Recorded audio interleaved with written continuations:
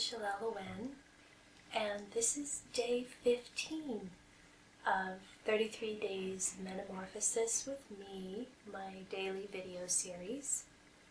And today I felt to focus, to kind of come back to something I offered in day 6, which was connecting with your inner protector. So it would be useful if you wanted to watch day 6 in connection with this video. The videos really can stand alone, some of them. Excuse me. So if you're drawn to certain ones, that's fine. This one connects to day 6 and a meditation that I offered. So I'll get to that in a moment. But what we're looking at today, what we're feeling into today, is this part of us called the protector. And I wanted to offer today a bridge to this part for you to really start meeting them. I'm going to call this part a him throughout the rest of the video because in my experience, the majority of time, the protector is masculine. You may find that yours is feminine. That's fine. It may be more of a feminine warrior energy, and that can happen. But I'm going to call the protector a him because, like I said, most of the time that's the case. So I've been working with this energy in various forms since I started parts work 13 years ago. In the process that I was involved with, called Emotional Body Enlightenment, this energy was called a sentinel.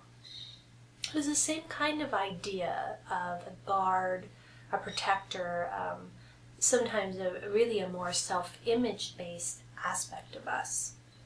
And I dropped the word sentinel when I left the group, and I started working with people on my own and with Raphael, and we kind of didn't know what to call this energy. I can't even remember what we called it in our early work with people. Eventually I came to protector. This is also Hal and Sidra Stone are two psychotherapists who've been engaging in subpersonality and parts work for over 30 years. So if you're wanting a bit more, maybe you lean toward psychotherapy models, they have a book called Embracing Yourselves that dives into their work with people with parts. And one main part they talk about a lot, and in fact I believe they start every person they work with, is the protector controller, is what they call it. Their work is different than ours. They have a different context. They have a different method of working with parts than we do, yet it validates this reality. They also have done a lot of this work themselves, leading this with themselves and in their relationship, which is actually similar to Raphael and I. So you take that in if you're finding this parts aspect piece very interesting. The other resource is Carl Jung, who has written quite a bit about, I don't think he calls them parts, but he certainly talks about these different aspects of our psyche and has different names for them, the anima, the animus, there's some others as well. So I believe he was the pioneer of this, really realizing that we're multifaceted, that we have many, many energies inside of us, and to just call us I is limiting what we can access and get to. I like to feel that Jung would have loved SoulFullHeart and would have loved the work that we were doing and been very curious about it. We kind of connect with him actually in spirit sometimes. That's kind of fun. So looking at this protector controller energy, I felt let's call it the protector. And I wondered about starting with this energy with people, and it's been various things that we've done in the last few years. But in the last year, that's what we've led with. So in session space with us, we start with this energy, unless there's another part that's really strong in somebody and really needs attention right away and comes up differently. But for most people, it seems to be that starting with this protector part gives us access to all of the other parts. So it's sort of, you could definitely think of it as the guard at the door. It's really the energy that is standing at your door, at your heart door, at your vulnerability door, at your inner feminine for both men and women. It's also eventually upstream has an expression of what we call the gatekeeper. And I talked a bit about that in a video I did with Kalena the other day. But today we're going to focus on the expression of the protector that shows up to respond to 3D life. And I'm going to tell you some of the things that I've observed. Really, this is really based more on my observations of the last year of space holding than it is my own process. I'm really more at a place now, after many years. I have a self-protection. I certainly have the capacity to set boundaries. It's just different. It's a different energy for me. Having worked with it so much, it's softer. I don't feel the strong masculine warrior tones. I believe you can feel that in my energy. If you're drawn to these videos, you probably feel that about me. So there's not the same defensiveness. I don't have a desire to contend or defend in the same way, but I do have boundaries. The boundaries actually come from being at a certain vibration of emotional health, where I want to be matched in that emotional health. And that's where it's less boundaries and it's more resonance. So going back to the 3D protector, what I've really realized in working with people is that this energy had to come in right away. So maybe as soon as we were born, and some people have said to me, in the womb, Jelelle, I had this energy in the womb, and that's possible too. Really, it's this energy that comes in right away to shield us from the harsh third-dimensional frequencies of duality and polarization and whatever's going on in our families, whatever energies we took in from our birth mother that were innocent to her. But we're these light beings coming into this density. This is always a hard transition for us, being more porous naturally. So when we choose this piece of coming to Gaia, we're coming into a density for which we need like this spacesuit. Think about it that way. You can't go on the moon without a spacesuit that helps you adjust to the environment. So the protector is kind of like that suit that forms to protect us, to help us acclimate to the environment. And it actually feels like a really important aspect, like not just important, but critical to our survival here. So it's like to be survival of the fittest, which is what 3D is, we need this protector energy around us. So hold the protector this way, that it's been a necessity, that it's been critical, and that it's been essential to your survival here. So when you're relating with this part of you, coming from a place of admiration and appreciation and compassion toward this energy. So this is not a witch hunt about the protector. This is not a shadow hunting kind of energy at all. This is a recognition that this part has been with you probably since you were born. And often, he has been the parental energy, the caring, absolutely focused on you energy that you probably didn't have from your caregivers and your parents, just because they have parts too, and they have their own woundings. And most parents haven't looked into that yet. So the reunion with the protector is quite emotional for people. It's a homecoming. It's often it can be a lot of tears in realizing this energy. Thank you so much for being here for me. For being here when nobody else was, when no one else got it. And it's this thank you to our protectors, this energy of appreciation that really allows them to start resting, that allows them to start, maybe we're in a new reality here.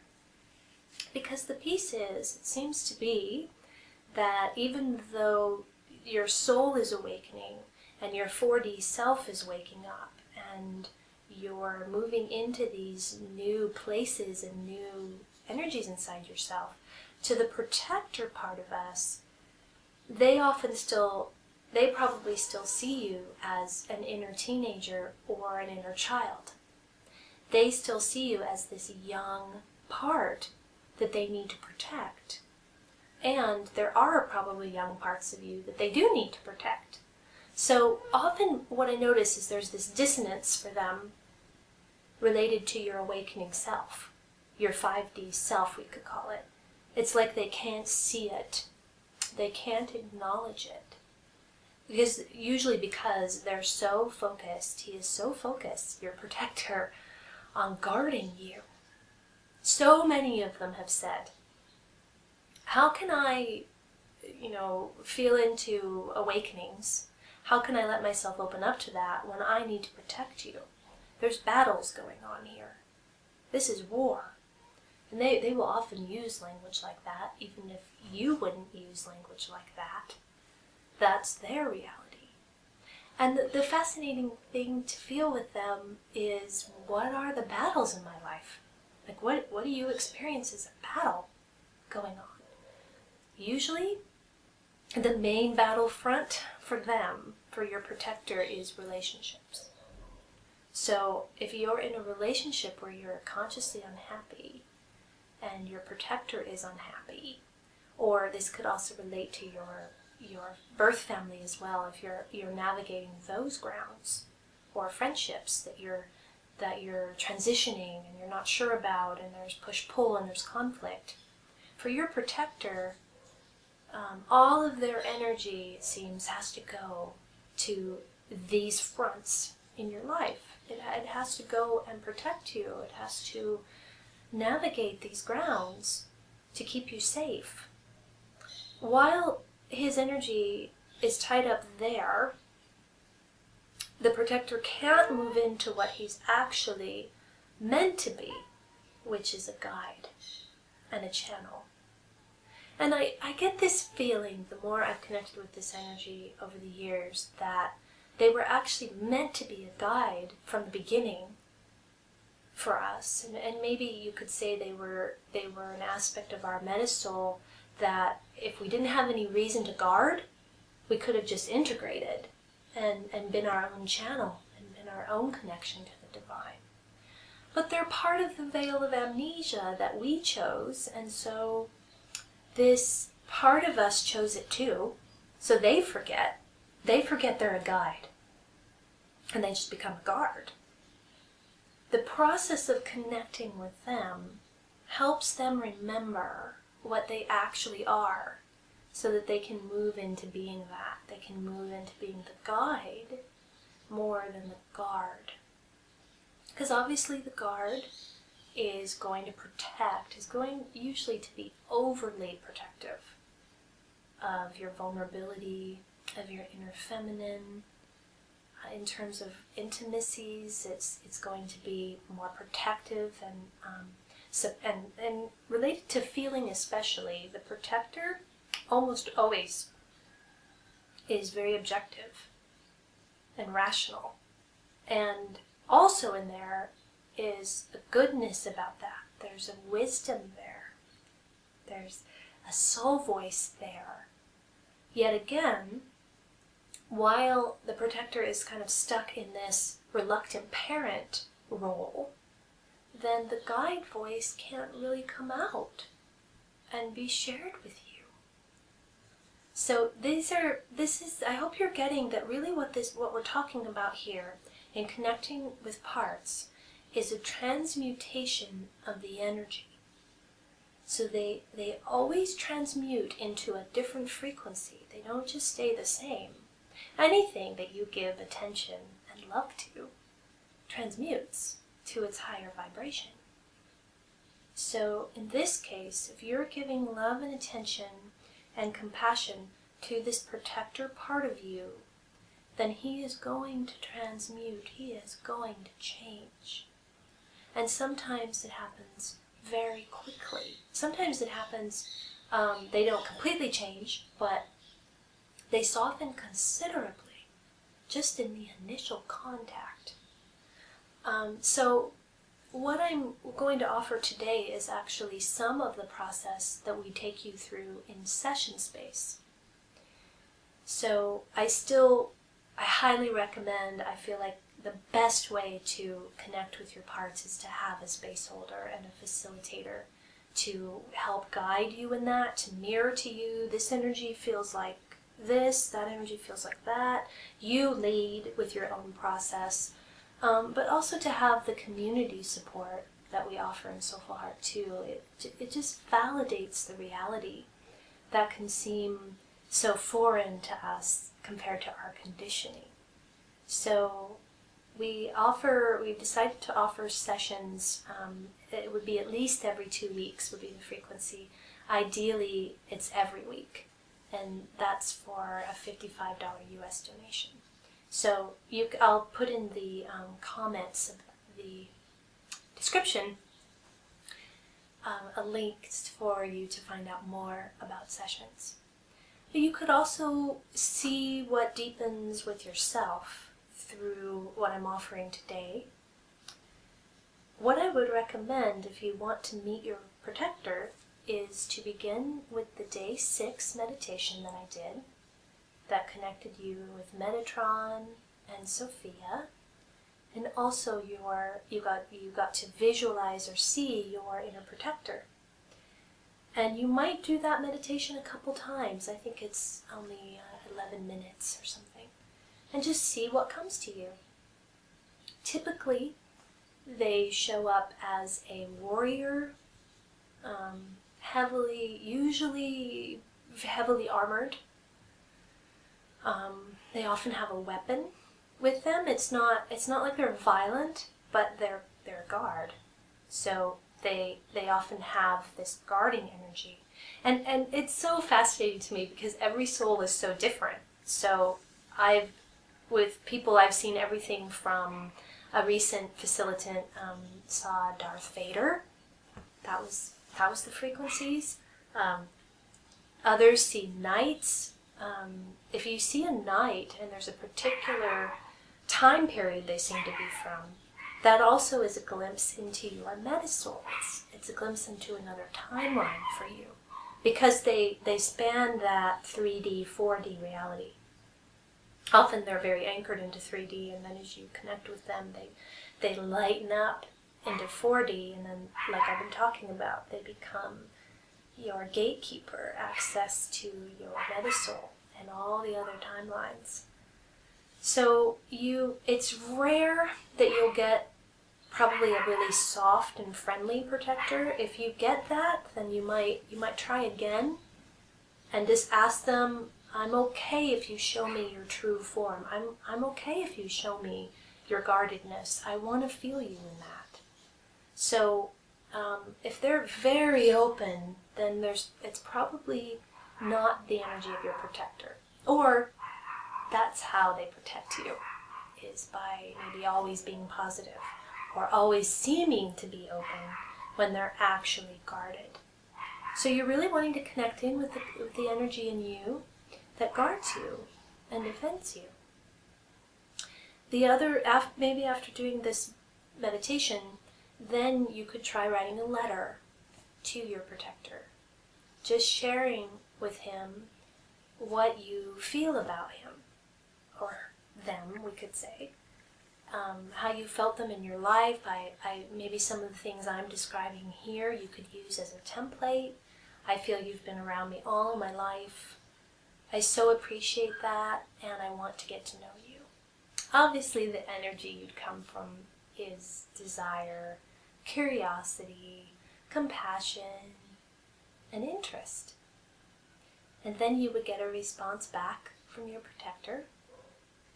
Whatever you hear is right, and you just write it down. You could also do this verbally if you want to. Hello, protector, I'd like to get to know you, and see what you get back. There's also some questions, what we call sentence completions, that you can do with your protector. I'm going to include them in the description.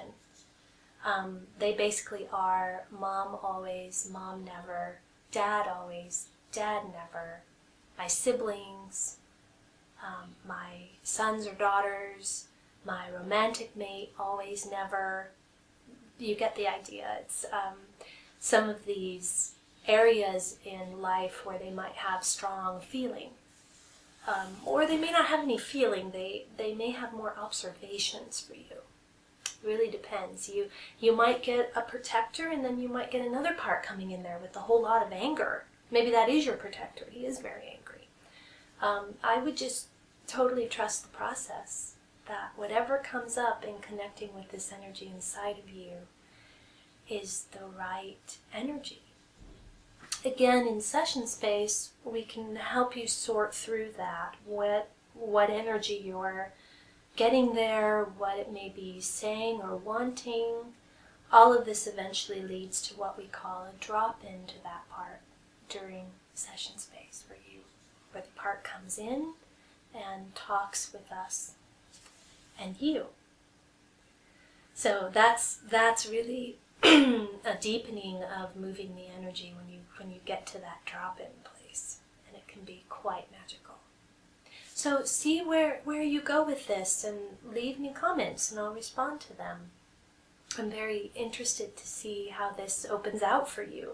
And if you find that you're curious about it, that's probably your protector who wants to be known, who wants to come out of the shadows and stop guarding and start guiding.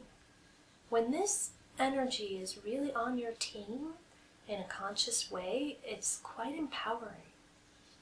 And it also reveals more feminine for men and women, because the masculine can start to rest. The masculine that we've needed in 3D with all of the wounded masculine that we have around us. So enjoy your connection with your protector. It's a magical process. It's like a honeymoon in some ways. It can be really beautiful and deeply moving. So thank you for joining me today, day 15, and I will see you tomorrow.